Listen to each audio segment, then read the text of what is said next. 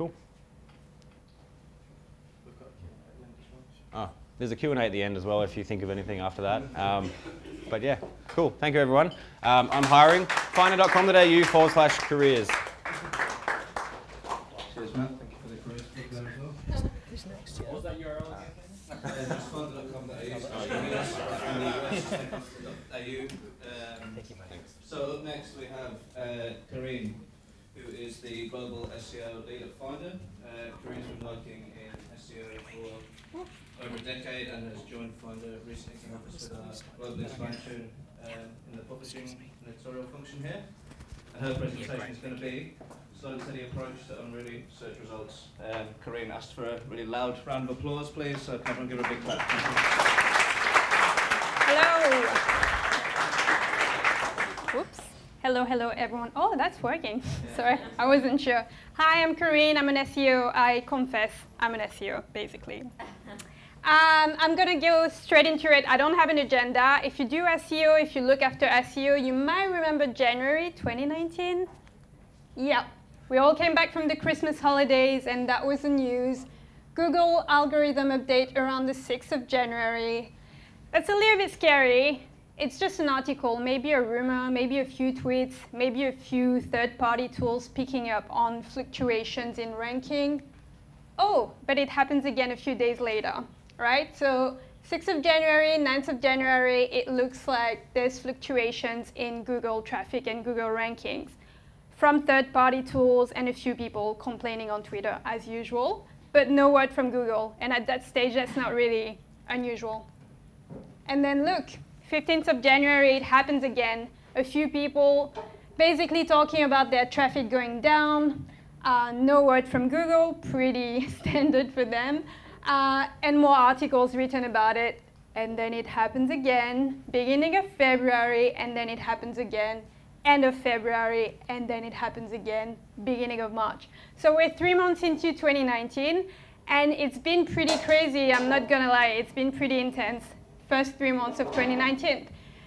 Finally, 12th of March, Google makes an official announcement saying, we've updated our core algorithm update. The update has a name, it's core algorithm update, because they're very creative. So it's been 3 months of up and downs, and we've kind of seen that it affected some industries more than others, so like medical websites, crypto websites, and they're finally coming up saying, yes, we did. We did make a significant change to how we evaluate websites in search. And then it got much better. Kidding. It didn't get better at all. That's the archives for every single articles written on one website about potential updates from January up until now, pretty much. So every single week, several times a week, there's signals strong enough to make people freak out, tweet about it, and basically websites about the industry commenting on potential algorithm updates, and most of them are not confirmed by Google, so it's a great time to be an SEO. If you're looking after SEO, you've had a very interesting year like me. So yeah, that's a very accurate representation of how I feel right now. By the way, I just started at Finder at this stage, so it's been really good. And we cover multiple markets. So as you can imagine, if you look after SEO, staying on top of things at the moment, it really feels like you're spinning plates, right? You're trying to address something because you see shifts in rankings and you also see drops in traffic, and then you have to run to put out a fire on a different web property, on a different website, or maybe even a different site section. So we're being really reactive at the moment. We're constantly reacting to fluctuations in ranking, and I don't know about you, but I don't necessarily do my best work when I'm reactive all the time. I think there's two things that make it harder that's in our control as marketer. If you're not an SEO, that also applies to you. First things is we love shiny things. We love shiny things.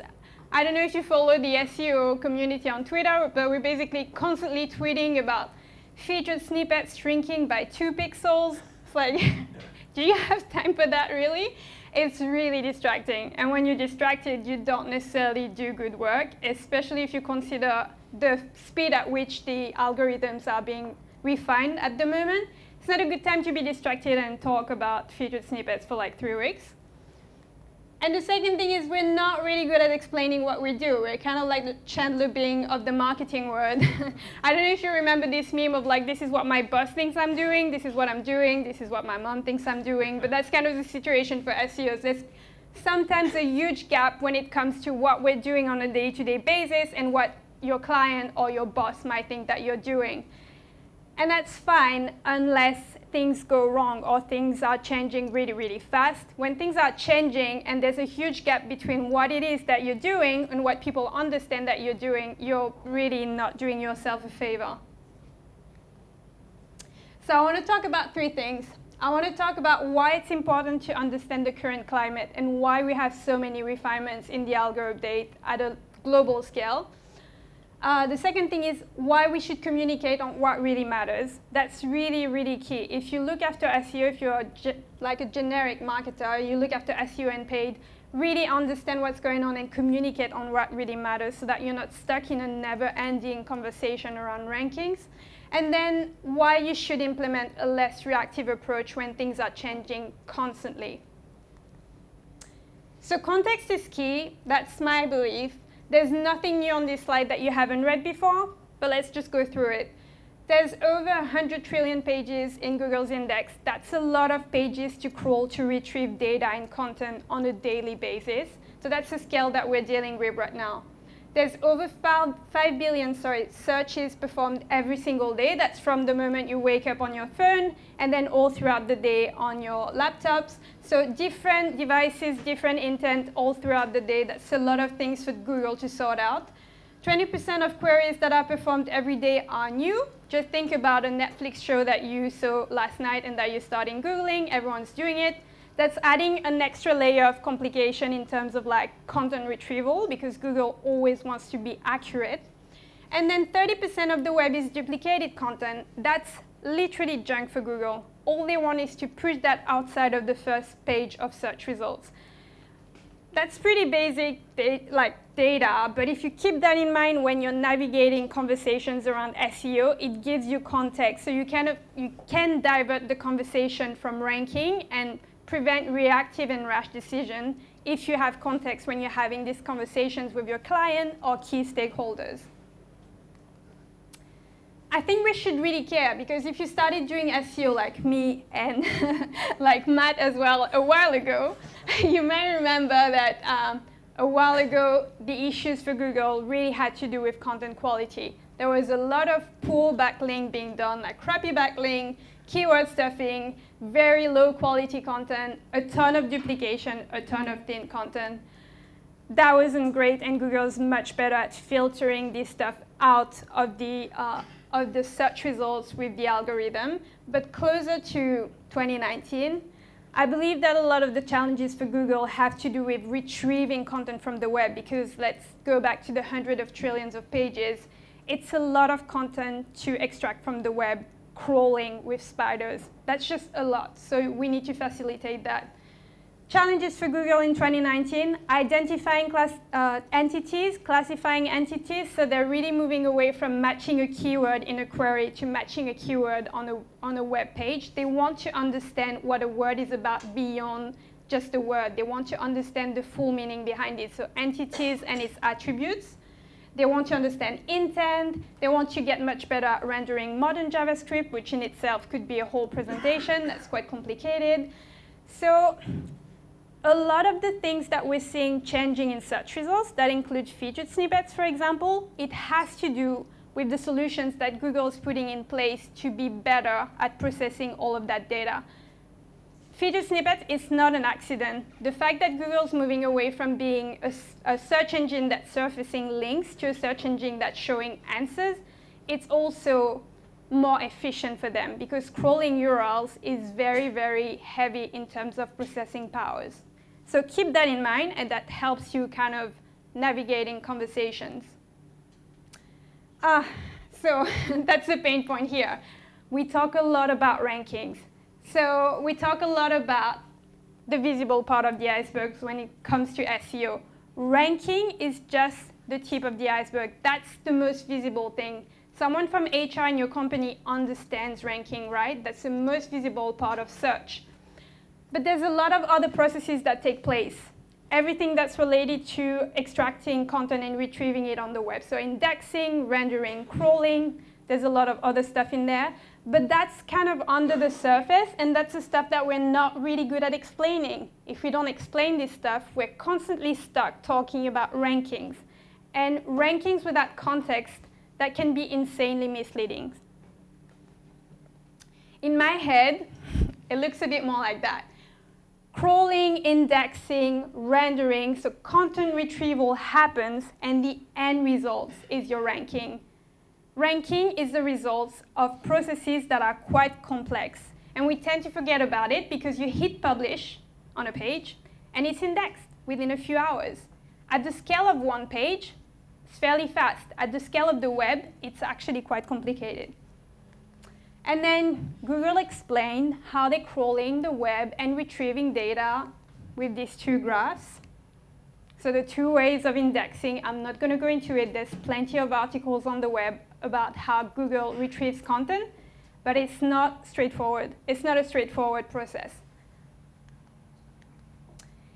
So the point I'm really trying to make here is, A, if you're an SEO, or if you look after SEO, or even if you pay someone to do your SEO, do yourself a favor and make unshiny metrics, unshiny stuff that are not rankings or featured snippets, shine. Your coverage data, that's pretty straightforward. All of your coverage data is in your Search Console account. That's kind of the footprint for how your websites or your web entities are being indexed in search results. Anything from pages that you submit to Google that return errors, pages that you submitted to Google and they decide not to index. That's a pretty strong signal that they don't want your content, right? Pages that are indexed but get zero traffic, zero impressions. So that's just bloat, that's wasted. And crawl stats. That's not shiny. That's really not sexy metrics, right? But it can really make a difference. If you do stuff to reduce bloat in the index from your website, you can, over time, increase search visibility. It's super important. Like, I can't understate this stuff. If you work on tightening your indexing rules, reviewing your sitemap generation, literally URLs that you're feeding Google, reviewing your pagination logics, fixing your robots.txt rules, you can definitely make a difference. But you need to investigate this stuff. That's what's preventing your website from doing well in search. You need to spend time like beyond the tip of the iceberg, basically. And then you have log files. So boring. I mean, I think it's really cool, but I wouldn't take a screen grab of that and put that on Slack and be like, ooh, I fixed the crawl allocation. But that's basically the footprint of how crawlers allocate crawl on your website. That's how content's being discovered on your website. That's what happens before a page is being ranked. That's just visualizations that I build just to see how crawlers are just spending time on our websites. And if they spend 60% of their time on a monthly basis on pages that are not valuable at all, that's a problem over time. We want Google spiders to go to our money pages. That's what we want. It's not a sexy topic.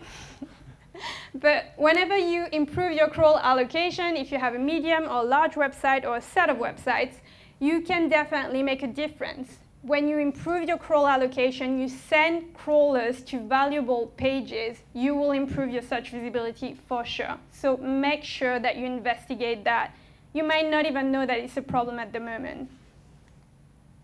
And then make friends with Googlebot. Also another really shiny topic to talk about spiders.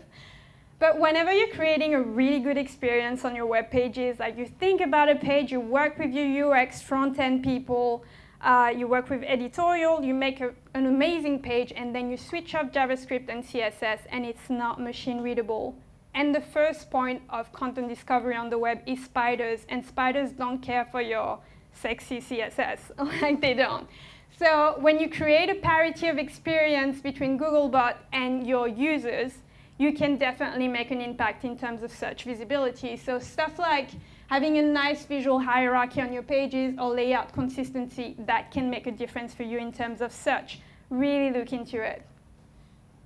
I think the point I'm trying to make is that you should really define what matters for SEO beyond rankings. because you need context to really narrow down to what will make a difference in terms of organic visibility. Otherwise, someone else will, and they will do it poorly. And if you're an SEO in-house, it's your fault. So I think as a community, we're really moving away from obsessing over rankings to talking a lot about content retrieval. We need a little bit of both. We need to talk about featured snippets and also talk about crawling and rendering. I want to take a minute to talk about a presentation I saw at MozCon in Seattle recently because it really reinforces the point I'm trying to make. The main point of the presentation from Russ Jones was that the return on investment of faking being the best results on the web is getting really close to the return on investment of actually being the best result on the web. He came up with this completely made-up graph that I love, which is faking it versus making it. There's a long history of people faking it in the SEO world, which is all about cosmetic fixes that don't really address the root cause. And the beauty of Google is that they're really tightening and their rules, and they're really invested in refining the algorithm so that they filter out pages that are faking it. So if you're faking authority on your website and not really addressing the root cause and not really putting in the work, this is what's going to happen, and this is what's happening at the moment. That's why we see so much fluctuation. You will put a lot of work into addressing something like authority by doing quick and dirty fixes on your pages, see a temporary improvement followed by drops, which means that every time you do that, you will put resources into stuff that don't add up. These are wasted resources. Over a year time, you may have had a gain of 2.5% and then losses of 15. Yet you really need to make sure that if you're gonna do SEO right, especially in-house, think about making it. And I know that it's a hard sell because when you're making it, and you can see it here, every time there's an algorithm update, you might not get this boost. You might not be able to say, well, there's been a refinement in the algorithm and we've actually not increased our traffic massively month on month, but over time you will achieve growth and less fluctuation, and I'm a big advocate for it. So I'm going to use featured snippets because everyone's talking about it at the moment, especially the FAQ featured snippets, as my main example for the second half of this presentation. If you're playing catch up with featured snippets, just really think again about what it means to fake it versus making it. When I say fake it, I really don't mean to shame anyone. I just mean not stepping back to think about the bigger picture, going back to the data around the scale of the web at the moment. So again, featured snippets, that's a ranking, that's position 0 in search results. It's a ranking, that's a visible part of the iceberg. There's actually a lot of stuff happening before a featured snippet is being shown in search results. Entity extraction, machine readability, visual hierarchy, all of this cool stuff. I'm going to give a few examples. How to buy a house at auction. Yay, we had the featured snippet, and then we lost it. How to buy a second property. We also had this featured snippet, and we lost it. How to buy a property with equity. We had it, and we lost it, because featured snippets are super volatile. A lot of them are actually being tested and refined and changed. And it sucks. It sucks because every time it happens, all you want to do is go and fix it overnight. You have the urge to go and look at what kicked you out and kind of do the same. So yeah, you can go and chase after the shiny thing, if you want to. You can change all your tables for paragraph, all your paragraph for bullet points. You can do that if you want. Or what you might want to do is really take a step back again. Think about machine readability, visual hierarchy. I put sparkles in there because I'm not sure people are still following at this stage. Entity extraction, and so the end result, again, the ranking, is your featured snippets. But there's a lot of things that come into play before the featured snippet is being shown. And so use what's in your control and build around that. I know that not everyone has a team with like 4 front-end devs and 8 UX designers to help you. I know that everyone has limits to resources, but really think again about what you can use and build around that. and think about incremental improvements and not overnight fixes. So a holistic approach to structured data for search could be, that's a completely made-up plan, but it could be, okay, I'm going to dedicate a quarter to look at visual hierarchy on my web pages. I'm just going to do that first. Look at all of my pages without styling, without client-side rendering, and see if it would make sense to a crawler. Just look at the very, very basics of like my headings. Would a crawler actually understand what's going on my pages? The second one could be user signals and machine readable signals. Every time you add something that conveys trust on your pages that a user can understand, could Google Spider actually understand what's going on as well? The third one is schema markups. It's pretty straightforward. There's a lot of documentation about it. And the overarching goal could be, I'm going to stitch all of that structured data together and build a coherent knowledge graph. I'm actually going to turn my website into a web entity, because that's the end goal here. It's not to win a featured snippet and then lose it and then win it again. The whole point is to make your entire website a web entity that Google understands. Visual hierarchy is a really, really old concept that's been just relevant. It was relevant 10 years ago, it's still relevant now. The visual aspect of your site help us fully digest, pretty important, and understand your web pages. If Google can better understand your site, we can match it to the people looking for it. It's pretty straightforward. It was relevant 8 years ago, it's still relevant now. So we worked on that. We worked on that at Finder on a site section where we had all of our home loans provider, a few hundred pages. They were all different, all of them. Not only they were different, but they all had completely different layouts. If you remove styling, if you removed JavaScript, it was just a big bucket of text and data jumbled together, super search friendly. What we did was we dedicated a whole quarter to it with a writer. We sat down with editorial. We made sure we were compliant, and we systematically applied a layout that was mobile friendly, machine readable, great for users, had the right type of data, had the right format for different data. So obviously you're not going to put numbers into a paragraph. That's pretty straightforward. At the back of it, we got more traffic, and we also got featured snippets for every single one of them. Systematically, some with images, some were just tables, for the queries that we are actually going after. And the end goal was not featured snippets, but we achieved that because we attacked it from several angles. We didn't go and try to fix it overnight. We actually really thought about what users wanted to see on the page, and we made it machine readable for Google Spiders. And then you have machine and human readable authority signals. That's pretty important right now. We've been talking a lot about your money, your life type of content. So any content on the web that's addressing finances, touching medical information, you need to make sure that everything on the page can be understood by Google, and that you also have authority signals. Don't fake them. That's not going to work. So if you're talking about money, just make sure that your authors are visible. That's your author pages, the author bylines, for example, last updated dates, we just talked about it. That's great for users, but if you mark it up, that's even better, because Google can actually extract that with your structured data. Then whenever you write about stuff like financial products, like kind of tricky topics that Google's being really, they're really tough on these kind of topics right now. We've seen a lot of crypto websites disappearing from search in the last few months. Just make sure that the layout is clear, that you're answering the question really clearly. Just make sure that you remove the styling, that you remove your CSS, just to make sure that the raw version of your page is actually search friendly.